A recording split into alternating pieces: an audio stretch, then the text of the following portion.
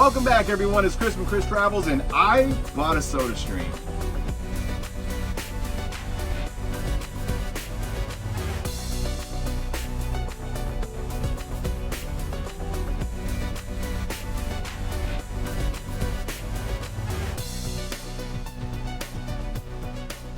In my ongoing pursuit to try to find things that fit into RVs so much easier, there has been one problem that I've been trying to solve, and I think I may have solved it. The problem with soda is it takes up a lot of room, but there is a way that you can get around all of this. Make it yourself. The one thing about traveling with Missy is she loves tea, and we brew her tea, so why can't I brew my own soda? This is my solution to having soda while RVing. It is very small. We're going to talk about the SodaStream, specifically the SodaStream Terra, and how it has made traveling with soda so much easier, and it really doesn't take up that much room. It just comes down to the way that this is designed. It is designed to make soda with the water supply you already have. This is a 14.9 ounce bottle of Diet Root Beer, and it makes 9 liters of Diet Root Beer with this. You could even buy these Primo 1 gallon refillable jugs, and if you refill your own water, you can pay 25 cents, sometimes 36 cents, or even 50 cents a gallon on the high end for a gallon of water refilled. Whereas if you buy just gallon jugs like this, they could be $1, $2 a bottle. If you sanitize your water system, I'll drop a link to the video here, you can use your RV's water tank. This is all you need to make 9 liters of soda. You have control of what goes into it. You know where the waters come from. You know your system's going to be clean. No one else is handling it. You're handling it. You can control the syrup to soda ratio. You don't even have to put the flavoring in it if you just like the spritzy water. There's other things that you can buy just to flavor the fizzy water. But before we get too ahead of ourselves, let's go ahead and check out the box and what comes with it and some of the flavorings that I purchased alongside the unit. We'll go ahead and make a liter of soda and just show you how it works. Here's our box. And in the box we get the sparkling water maker, a CO2 cylinder, and it comes with a 1 liter bottle. So let's see what we get inside.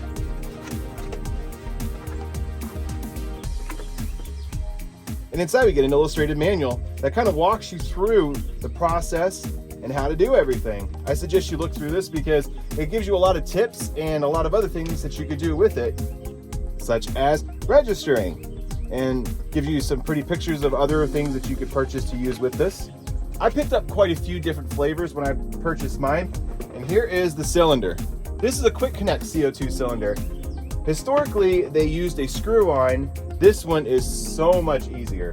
Here is the SodaStream Terra. I personally think that this is a gorgeous unit.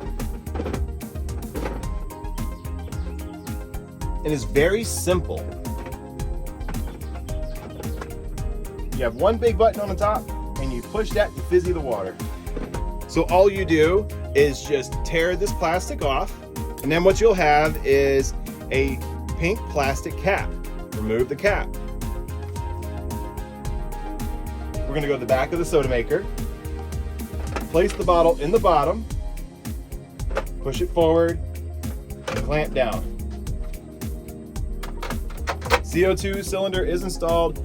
Soda machine at this point is ready to go. There is no other setup. It is just that easy. The SodaStream comes with a 1 liter bottle. I went ahead and filled it full of water and stuck it in the fridge for a while to get it nice and chilly. I would say that this is ready to go. Now what we need to do is just decide what flavor soda we want to make.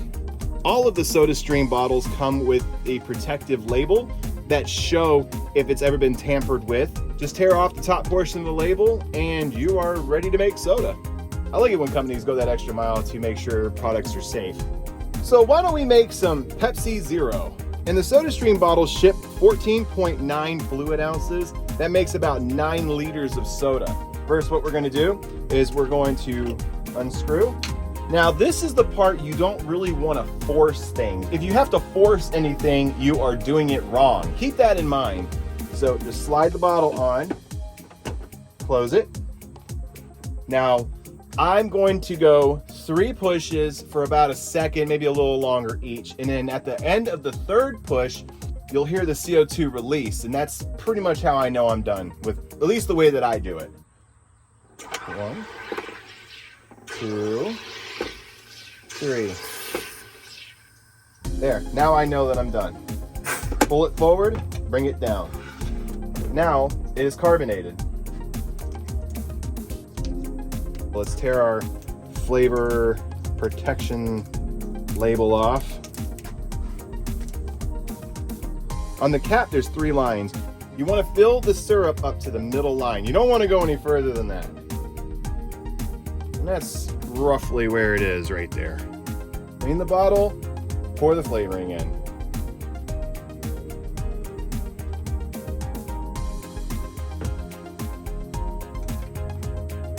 Jeez, this stuff smells so good.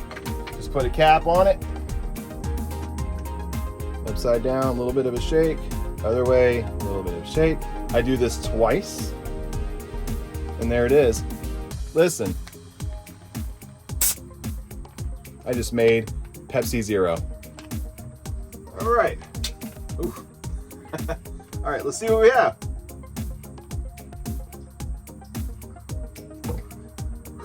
Wow, that's good. Wow.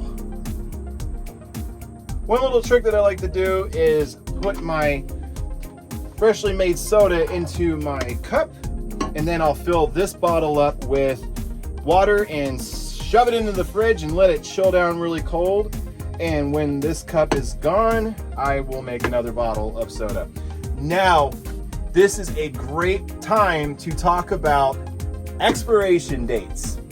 SodaStream bottles have an expiration date, and they have an expiration date for a really, really good reason. This is a brand new bottle, so I have a few years to go. Every bottle is stamped with an expiration date. Like this one, for instance, is 10/27, which means I'm pretty confident I'll be changing them by then. This bottle has expired and it is no longer safe for use with carbonation. The reason being is that as time goes on and as you use them, the bottles start to break down and you run the risk of the bottles pretty much failing under carbonation. So that is a terrifying thought, and I suggest you just replace them. Pay attention to the expiration dates, and also pay attention to all these other icons. They all mean things. Read your manuals. You should know how to operate your equipment. Because when you're out there, like really out there, soda's hard to get, and it's nice if you can just make a bottle or two while you're out and about. And if the SodaStream is something you would like to try out, I'll have some Amazon affiliate links in the description box down below. And what that means is at no cost to you, if you purchase an item using my affiliate links, I'll earn a small commission. So thank you very much. Those commissions really help the channel. SodaStream is really big about the environmental impact of, well, soda production and waste. And they even offer a recycling program where you can send in your old cylinders. I'm really big about recycling, reusing, repurposing. I do it all the time. It's just one thing that we can do that will make a huge impact on the world. This video was not sponsored by SodaStream. They did not send me any of these products for review. I purchased everything in this video out of pocket. I really hope you got some value out of this video, and if you did, smash that like and subscribe button, comment down below. Let's talk about SodaStream. Let's talk about other ways of making drinks in the RV while we're out and about. This is Chris from Chris Travels, and I'll see you on the road. This is really good. Woo! Listen to that.